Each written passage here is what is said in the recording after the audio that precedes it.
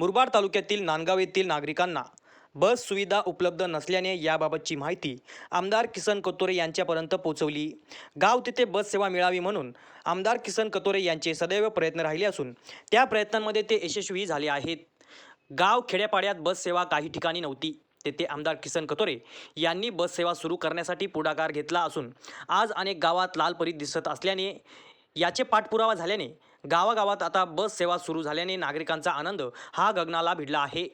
गेल्या अनेक वर्षापासून मुरबाड तालुक्यातील नांदगाव बलिवरे या गावात बस सेवा उपलब्ध नसल्याने या गावातील नागरिकांची प्रतीक्षा आता संपुष्टात आली आहे। कारण मुरबाड बस आगारातून नांदगाव बलिवरे येथे लाल परी धावणार आहे।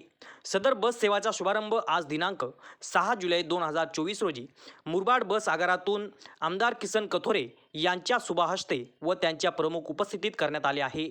यावेळी आमदार किसन कतोरे यांनी नवीन बस स्थानक बनवण्यासाठी 13 कोटी रुपये मंजूर केले असून लवकरच नवा लूक असेल, सदर ते काम प्रगतीपथावर आहे असे आमदार किसन कतोरे यांनी आमच्याशी बोलताना सांगितले।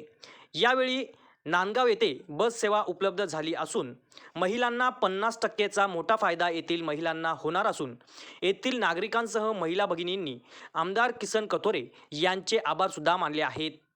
गौरव शेलार, YML न्यूज मुरबाड।